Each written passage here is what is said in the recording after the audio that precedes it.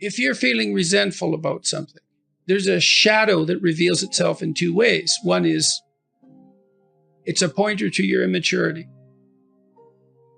You need to be more disciplined. You have set goals, hypothetically, and if you haven't, then you're under the sway of someone else, or you're undisciplined and unintegrated and incoherent, which is all shadow life in some sense.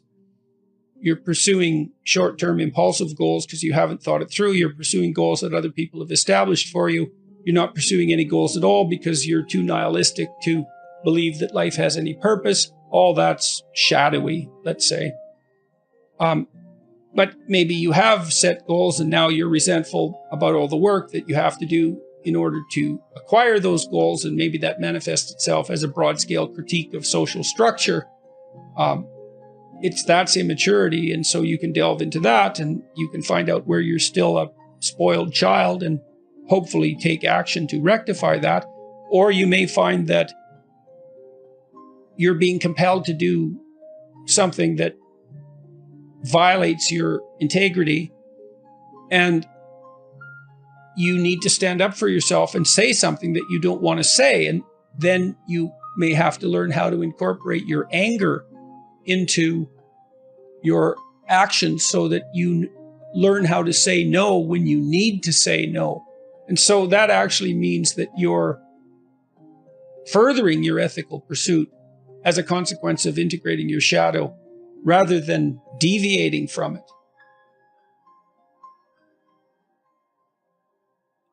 Aggression, which can be repressed, sexuality, lust, let's say, which can be repressed. Those things are extremely useful servants when they're integrated into the whole. If you're without aggression and anger and incapable of it, that doesn't mean that you're on a good path and that anger knocks you off it. That can happen, but it's much more appropriate and sophisticated to note that the probability that you're going to pursue a higher good is magnified by your integration of all your emotional and motivational states, even the ones that can cause a tremendous amount of trouble when they're left to manifest themselves in isolation. You're way too agreeable. Well, I would say you could practice saying what you really believe, that you can take a vow to tell the truth. And that will make you much less agreeable. Agreeable people are perfectly willing to sacrifice what they know to be the case to maintain short-term social harmony. And it's not so much that they repress what they think, it's often that they don't even allow themselves to fully realize what they think. So commitment to the truth can make an agreeable person, will stop an agreeable person from being a doormat. I mean, if you're in a relationship and the person is irritating you with something they've done, you might be highly motivated not to say anything about it because you want to keep the peace. You don't want to upset them. You don't want the conflict. That's all characteristic of high agreeableness. But once you decide to tell the truth, then if you're annoyed, you don't get to hide it. You don't get to assume you're right. You don't get to grab the person by the shirt collar and say, look, I'm annoyed and you're wrong. You get to say, I'm irritated about this situation and I need to think through that irritation to find out if I have a problem or if you have a problem, or if we both have a problem, or if it's a different problem altogether. But you can't hide the fact that the problem has made itself manifest. And so if you're agreeable and you tell the truth about your emotional state, that will propel you out of that agreeableness by necessity. You know, sometimes there's a crisis and well-meaning mental health professionals rush in to discuss the trauma while it's still happening. That's a really bad idea. People are generally traumatized because something actually horrible happened. And dwelling on it in the moment just makes it worse.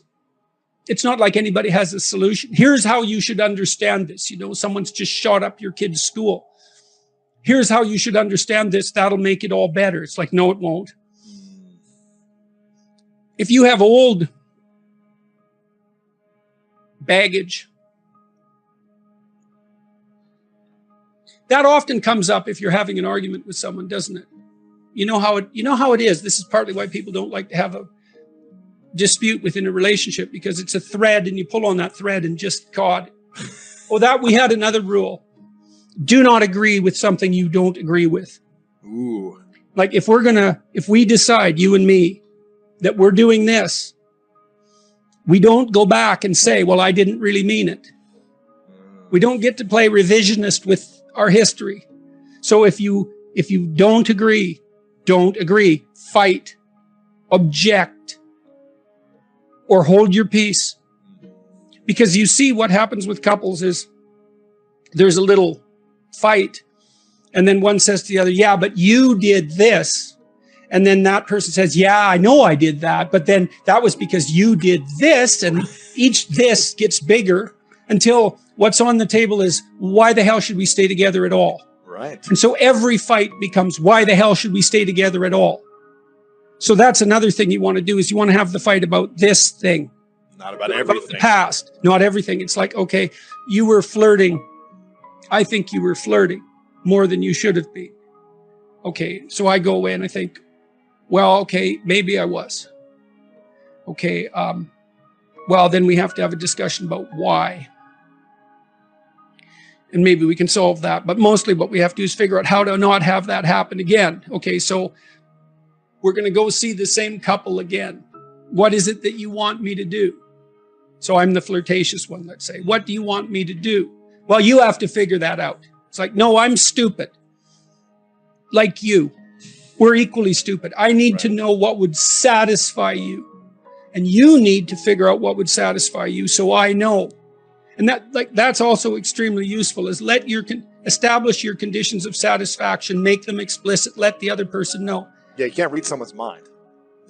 We're very bad at that. We're bad at reading our own minds, for that matter. Yeah. So if I have a fight with Tammy, let's say, sometimes I remember to say, okay, what do you want me to do right now? What can I do? What should I say and mean? And you think, well, you shouldn't let the other person put words in your mouth. Well, fair enough. I'm not asking for something false. I'm saying, I'd like to not have this happen. Can you see a way out? Is there something I could do to increase the probability that that's the route we could take? And, sometimes that works. But the other person has to let you know what they would find satisfying. What your brain wants from you in relationship to a traumatic memory is indication that you're no longer vulnerable to the same problem. That's what memory is for, right?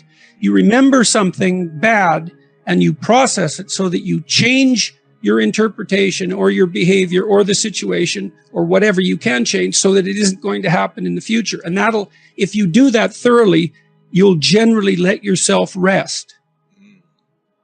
You have the memory to protect yourself from it happening again.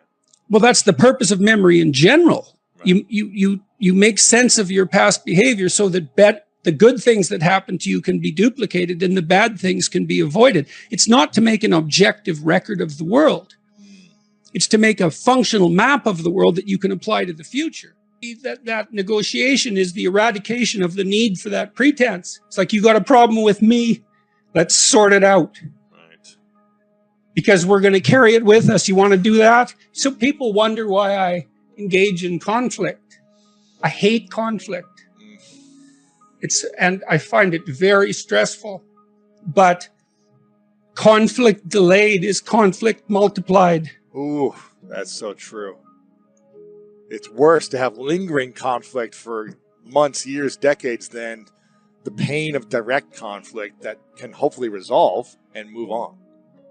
Yes, absolutely. Well, as the conflict is delayed, the reasons multiply.